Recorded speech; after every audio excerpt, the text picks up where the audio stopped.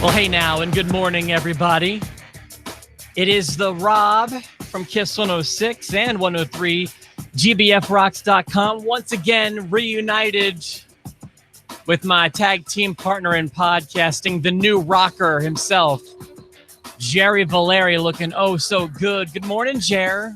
We're like Zack Ryder and Kurt Hawkins back together again. Yes, the tag team that everyone has missed, reunited. The Rob and Jerry, Fire and Ice. Oh, baby. Oh, I'm happy to be back. I loved being gone. I'm not going to lie about that at all. I loved vacation. That was so cool. But it's good to be back in the frozen tundra of Pennsylvania. You had a swingers excursion in Mexico, correct? Boy, that was the joke. And like, there were moments where I was like, are they kidding around? I bet you everyone was like that. The all-inclusive resort like had these swings by the beach, and so the girls got their picture taken on it. And the one used the hashtag swinging in Mexico, but she didn't realize. Like it was innocently done, and it became a huge joke. And so I'm just like looking around. I'm just like, well, I'm not, it's a joke. I'm not going to say which one I choose, but it's you.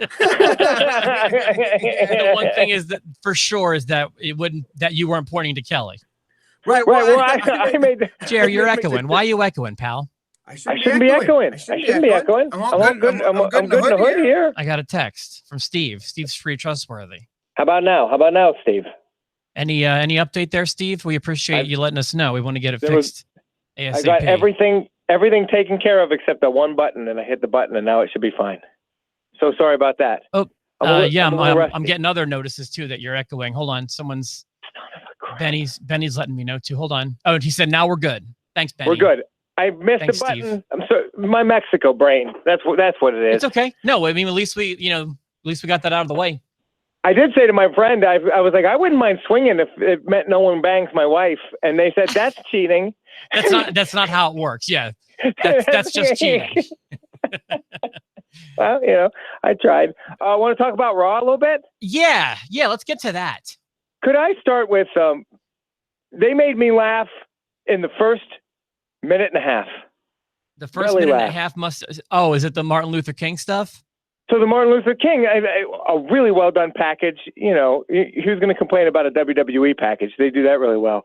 And then they cut to what is clearly the only guy in Oklahoma City that's black. They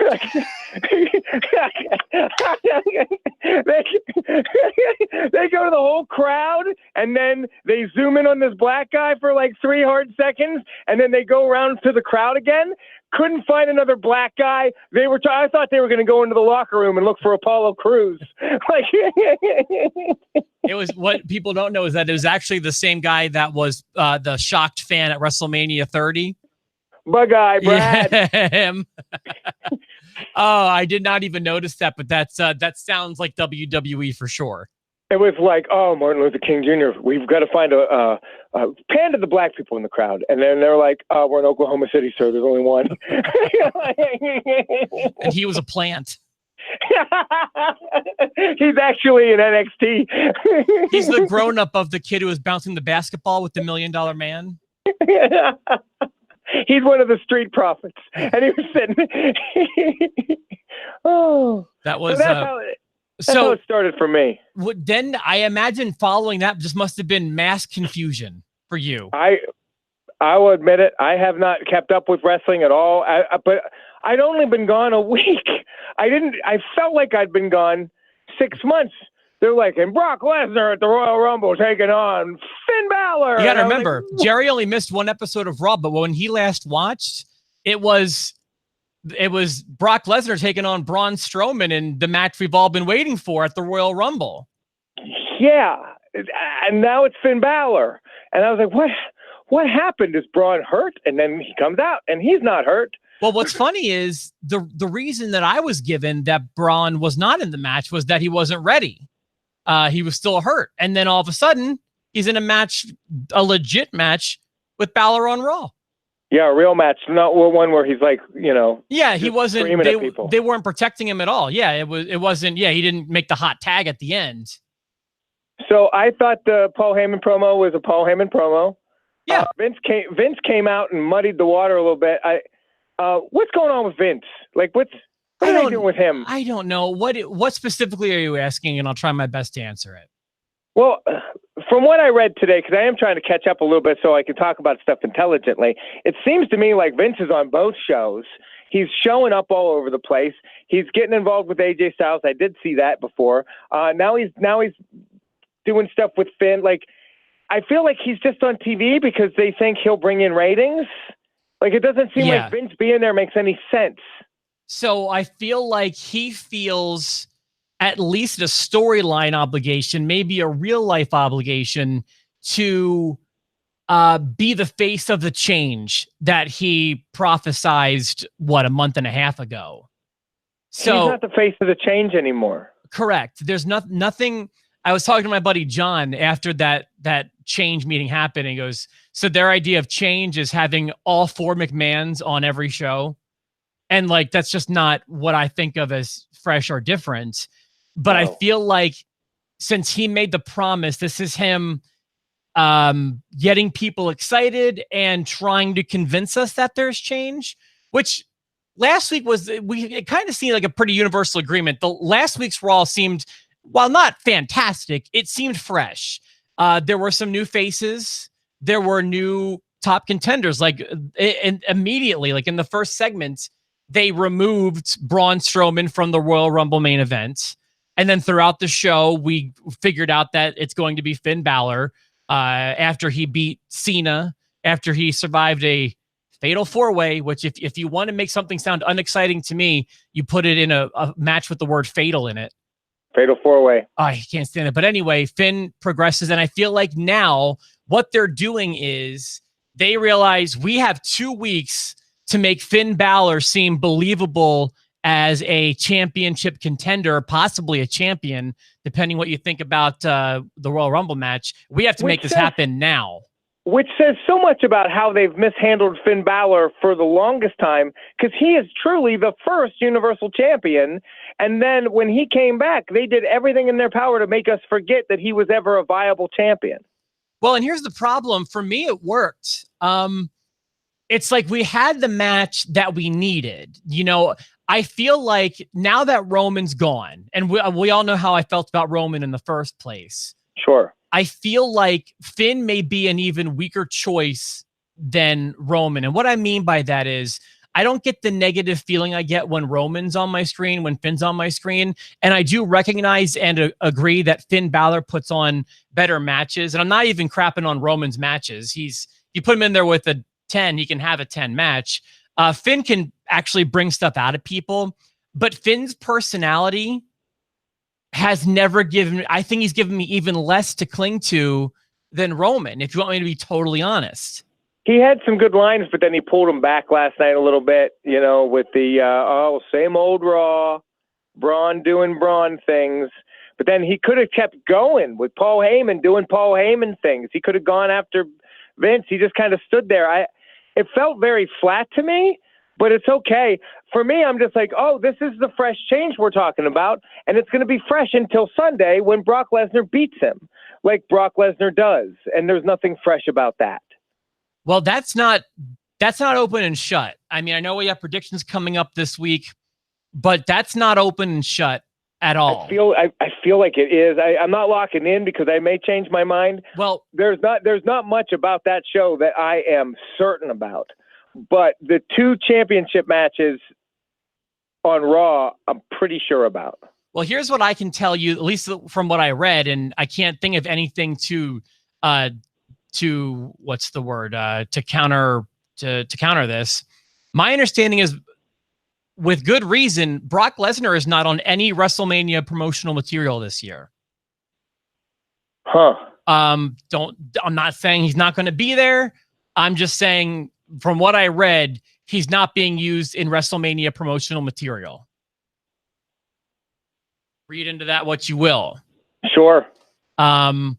Also, I mean, it's pretty obvious he was a fill-in champ this time. This time they needed someone quick to get the belt off Roman while he's gone with his leukemia. That's why he's the champion right now and not Roman.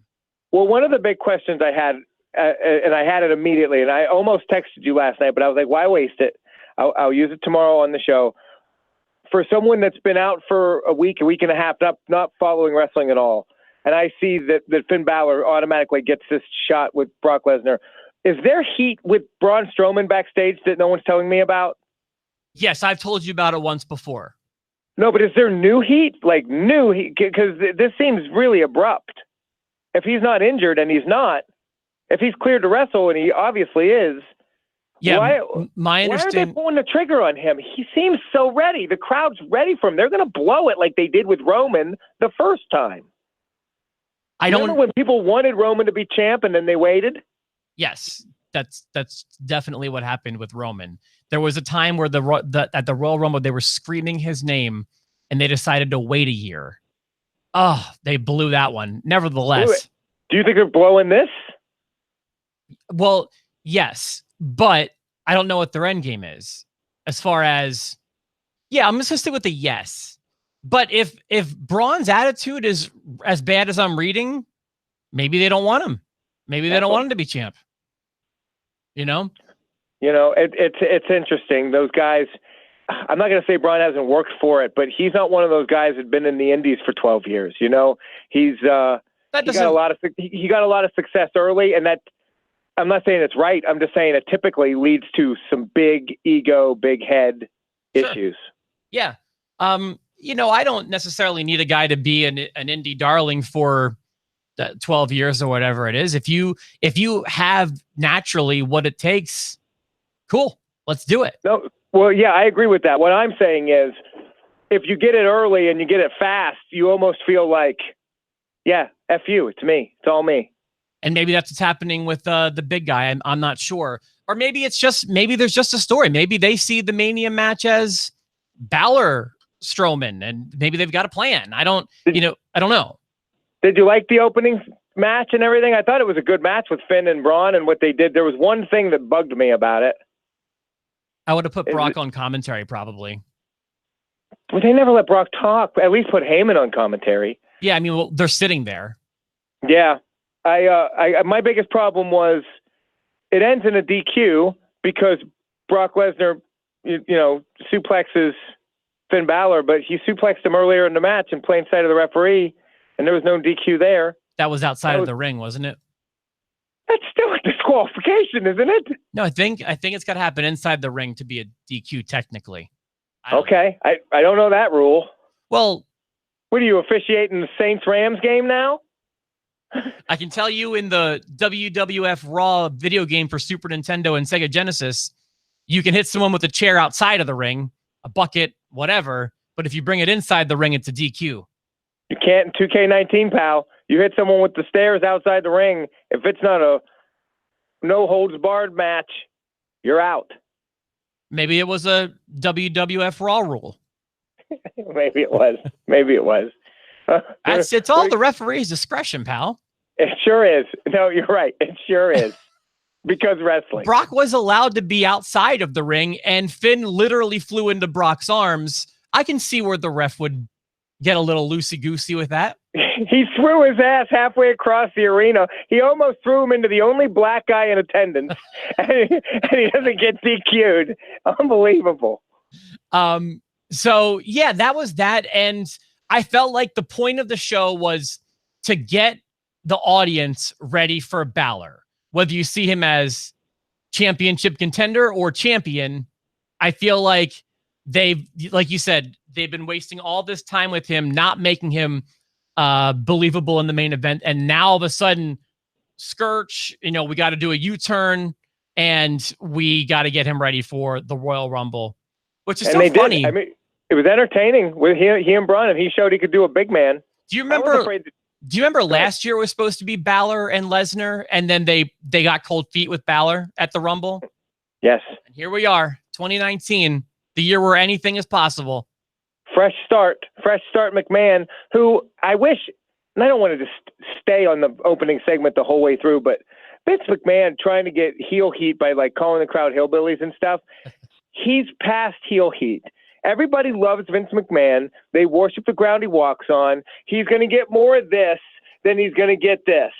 And so he's not the heel he was. He's not going to be the old Vince McMahon again. I wish he'd stop trying. But that's not what WWE does. I mean, if that were the case, we would have had a heel Roman Reigns.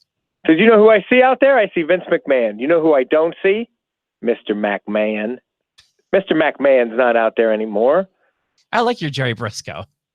Thank you. That was pretty good. If I wanted you to be hooked. Well, if you'd be hooked. If I wanted to hook you, you'd be hooked. You'd be hooked, Mr. McMahon. Let's talk about Sasha Banks's butt. That's what I titled the video this week. Let's be real. What's the buzzworthy thing that happened last night? They're not going to be looking at Finn Balor. They're going to be looking up Sasha Banks' wardrobe malfunction. Right. There's another one that I thought was going to be the buzzworthy moment until Sasha Banks put her butt out there. I didn't see it until this morning, to be honest. But like I said, I'm honest with Raw. I'm watching with one eye open. It's tough. By the end there, I didn't catch it either, but I saw it this morning. Thoughts? It's a butt. It's nice.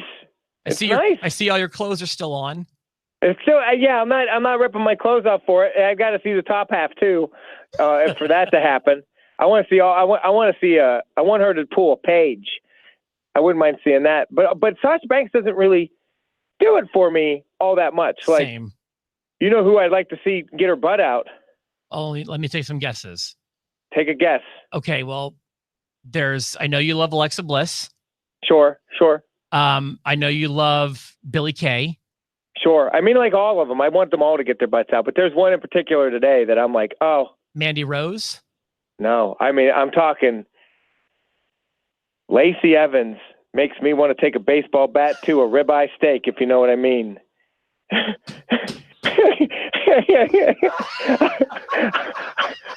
Holy smokes, Lacey Evans. Come on. If you know what I mean. Oh, I love you. That's awesome. That girl is smoking hot, and she's dressing up in costumes. Holy. I didn't, I was looking at her, and she's not bad, but maybe it was just that she looked like someone in my Red Dead Redemption 2 video game. Hot as hell, and she dresses up like a little Georgia peach. Makes me want to take a rubber mallet to a pork tenderloin. Holy cow. You could eat a peach for days. Is that right, Jer? I could. And her butt.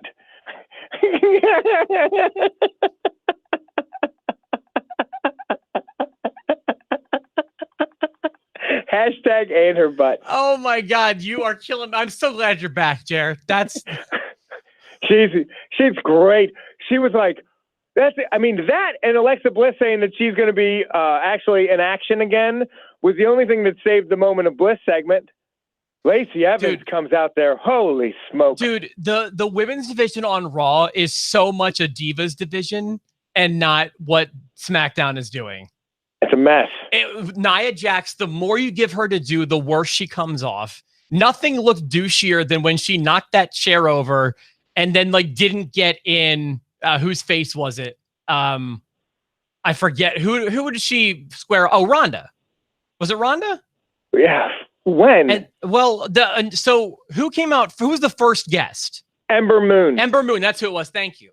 And then Alexa Fox needs to go the F home. Fox needs to go home. It's Alicia Fox, right? You don't even want to get her name right at this point. I'm sorry. Joe Diffie.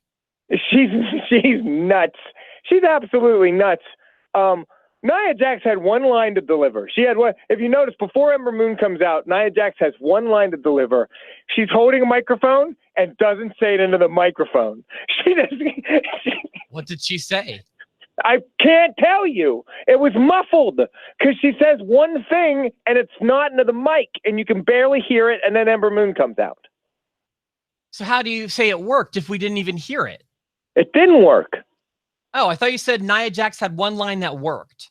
She had one line to do. She had one line to deliver, is what I'm saying. And then it's like the most fakest of chair turns, like, I'm angry. I'm so angry. I just threw my pen across the room. Then everybody's coming out. I just gave you a bald shot on my head. That's good. It's okay. He did it earlier when I said in her butt and he doubled over and you're looking good. Yeah, you're off to a killer start in 2019. Love her. Love Lacey Evans, man. And when she's in the old World War II era clothes. I think it's even older than that. I'm telling you. Are you playing Red Dead? I'll throw my fighter jet right into that war zone. Are you playing Red Dead 2? I haven't started it, no. And there's a lot of people. I'm telling you, World War II, I think you're giving it not enough time. She's like 1800s Southern Belle. Well, yeah, but there were times where she's wearing like military outfits. If you see some of her video clips from NXT, trust me, man, I went and I started watching some hype videos this morning. Thinking about taking some boxing gloves to a pound of bacon, if you know what I mean.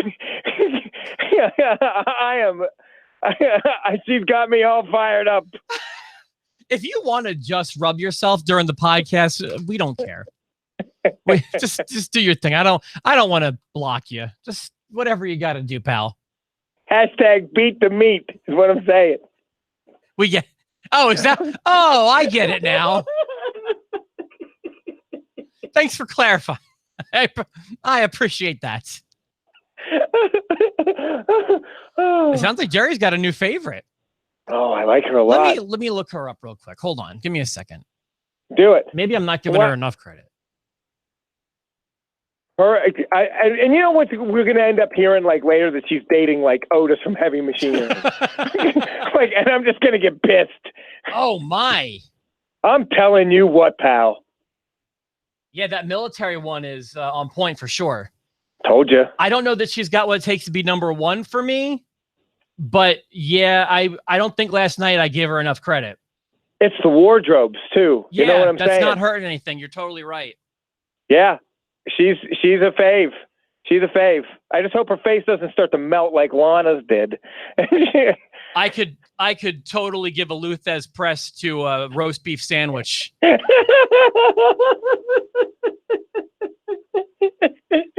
I could stomp a mud hole in a Dave's double.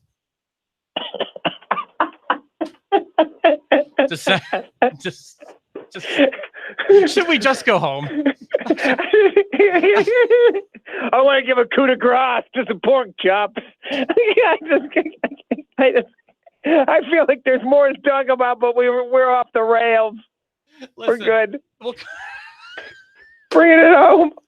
That's what this show is supposed. It's supposed to be radio meets wrestling, and I feel like today we accomplished that.